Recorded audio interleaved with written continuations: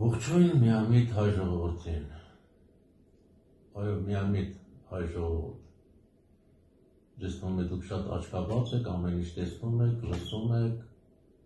բայց միամիտ եք, այնքան շուտ եք հավատում ամեն ինչը, միակ մարդուն, որ պետք է հավատայիք, դա ես եմ, այն էլ չեք ցանկանում հավատալ, դուք ասում եք, որ ով փոխարինի Նիկոլին, Ես 25 տարի այստեղ եմ, միշտ ասել եմ, որ պատրաստ եմ նախագահ աշխատել։ 8 տարի էլ ասում եմ, պատրաստ եմ վարչապետ լինել ու ծառայել ձեզ, հայ ժողովրդին։ Իսկ դուք անդադ նույն բանը կրկնում եք։ Բա ով փոխարինի Նիկոլին։ Այ մարդ ես այստեղ եմ, դե պահանջեք թող հանձնի իշխանությունը ինձ։ Որպեսզի առանց պրոբլեմների ապրեք, որպեսզի հզոր հայրենիք ունենաք։ Ոչ թե հզոր, այլ ամենահզոր երկիր դարձած հայրենիք ունենաք, որը կպաշտպանի եւ հայ ժողովրդի շահերը, եւ աշխարհի բոլոր ազնիվ մարդկանց իրավունքները ու շահերը։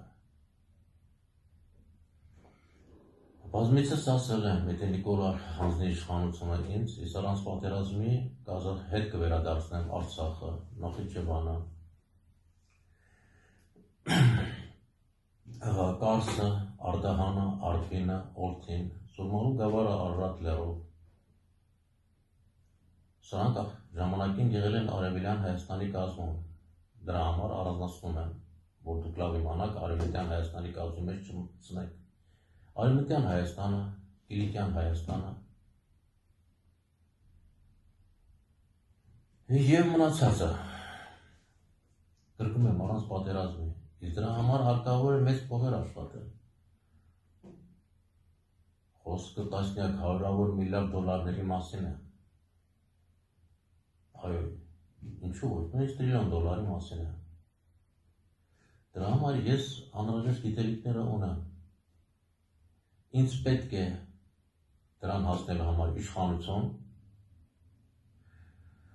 վարկեր և Աստծո օգնությունը։ Իշխանությունը դա Նիկոլի ձեռքերում է, հեշտությամբ կարող է հանձնել ինձ ու հանգստացնել։ Վարկերը ինձ կտրամադրեն արդեն այժմ, շատ երկրներում գիտեմ, որ ես ազնվագույն մարդ եմ, որը փողի աթոռի կռիվ չի անում, այլ ցանկանում է, որ և իր ժողովուրդը առանց պրոբլեմների ապրի և աշխարհի բոլոր մարդիկ։ Նիկոլ, դու էլ ասում էիր, որ իշխանությունը կհանձնես ժողովրդին, որ ժողովրդից վերցրել ես, ժողովրդին կհանձնես։ Դե հանձնի ինձ հանձնելով իշխանությունը, դու այն հանձնում ես ժողովրդին, դու լավ գիտես, որ ես չեմ թալանելու, չեմ գողանալու, կաշառք չեմ վերցնելու, օրենքները չեմ խախտելու։ Նույնիսկ գիտես, որ քո անվտանգություններ 100% ապահովելու եմ։ Ինչու ես նրան լսում, ինչու ես կրակի հետ խաղանում, եղբայր։ Հիմա ժողովուրդն ինձ կմեղադրի, որ քեզ եղբայր ասեցի։ Բա ինչ անեմ, բոլորն էլ եղբայրներ են։ Վերջը, եթե դու իշխանությունը հանձնում ես, ուրեմն եղբայր ես դառնում, որտեղ դու ինձ հնարավորություն ես տալիս իմ հայրենիքը փրկել կործանումից, դարձնել երկրագնդի ամենահզոր երկիրը։ Ինչ ես ուզում էլ։ Աստված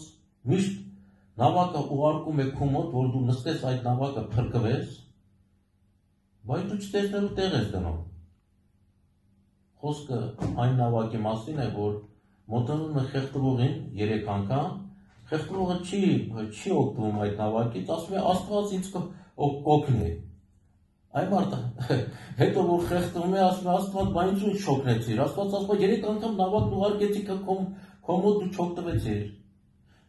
Հիմա էլ Աստված ինձ ուղարկել է, որ օգնեմ Նիկոլ, հայ ժողովրդին քեզ։ Մի քանի օր առաջ ընկերս ասում է Բա դու որ այդքան Աստվածահավատ ես, այդքան որ քո ձայնը լսում է Աստված, ինչու չես օգնում հայ ժողովրդին։ Այդ ցավը տանեմ, ախր ես էլ ասեցի, Աստված ոչ չի իշնելու, որ մերտեղ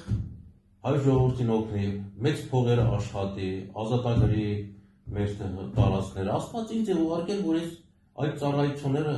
կատարեմ հայ ժողովրդի համար, մարդկության համար։ Թե չէ հո Աստված չի տելու մեր փոխարեն այդ գումարներն աշխատի, հզոր բանակ ստեղծի։ Ես այստեղ եմ ժողովուրդ։ Ես այստեղ եմ աշխարհի ազնիվ մարդիկ։ Միակ մարդը պատմության ընթացքում գոյություն ունեցող միակ մարդը, ով ցանկանում է, որ աշխարհի բոլոր մարդիկ լավ ապրեն, քանի որ գիտակցում է։ Միայն այդ դեպքում հայ ժողովուրդը պրոբլեմ չունենա։ Իր երեխաները, հայ երեխաները պրոբլեմ չեն ունենա։ Միայն այն դեպքում կլինի, երբ բոլորը կցանկանան, որ աշխարհի բոլոր մարդիկ լավ ապրեն։ Մի ժողովրդի լավ ապրելով, մի մարդու լավ ապրելով երբեք կյանքը չի փոխվի։ Պետք է ստացվել հայ ժողովուրդ։ Նիկոլ դու վճռականություն ցուցաբերի, հերիք է սրան նրան լսես։ Հիշիր Ինդիրա Գանդիին, որին իր թիկնապահները սպանեցին։ Հիշիր Անվար Սադատին, որ շքերթի ժամանակ զինվորական սպանեց, գնդակահարեց ուղղակի։ Հիշիր Քենեդիին, որին իր թիկնապահն է փաստորեն հետևից կրակել գլխին ու սպանել։ Հիշիր Կադաֆին, ում ծեծելով սպանեցին, ով ծառայում էր իր ժողովրդին, ով փաստորեն Լիբիայում Կադաֆիի ժամանակ կիսակոմունիզմ է եղել, ամեն ինչ էժան է եղել։ Պետք չգնահատեցին։ Սադամ Հուսեյնին հիշիր։ Դու այս մարդկանց հետ համեմատած շատ փոքր մարդ ես։ Եղբայր, բայց դու կարող ես մեծանալ, եթե իշխանությունը հանձնես ինձ։ Երկրորդ անգամ ես քեզ եղբայր անվանեցի։ Չգիտեմ, ոչ թե անկախ ինձանից խոստովանում եմ, որ եղբայր անվանեցի։ Չէ, եղբայր, դու ինձ հիմա եղբայր չես։ Եղբայր կլինես այն ժամանակ, երբ իշխանությունը հանձնես ինձ, որը ինձ հետ ծառայելու է հայ ժողովրդին ու առաջավոր մարդկությանը։ Այնպես որ եւս մեկ անգամ պահանջում եմ ժողովուրդ, որ դու պահանջեք Նիկոլից, որ նա իշխանությունը հանձնի ինձ։ Նիկոլ, դու եք խելքի արի, բավական է։ Վճռականություն ձեռք բեր ու հանձնիր իշխանությունը, հանգիստ ապրի։ Դու համոզված ես, որ ես իմ խոսքի տերը լինելու եմ։ Ես գիտեմ, դու գիտես, որ ես չեմ կարող խաբել։ Ես չեմ կարող խաբելով իշխանության կա։ Թեկուզ քեզ։ Նույնիսկ ես թուրքին չեմ խաբի, եթե խոսք տվեցի, պետք է խոսքից տերը լինեմ։ Դե վճռականություն ցուցաբերիր։ Ու հանձնի ինձ, ես այստեղ եմ, ու կողքին եմ համարյա։ Տեր Աստված, օգնի, որ Հայաստանը դառնա երկրագնդի ամենահզոր երկիրը եւ կարգ ու կանոն հաստատի երկրագնդի վրա։ Պաշտպանի երկրագնդի բոլոր ազնիվ մարդկանց իրավունքները։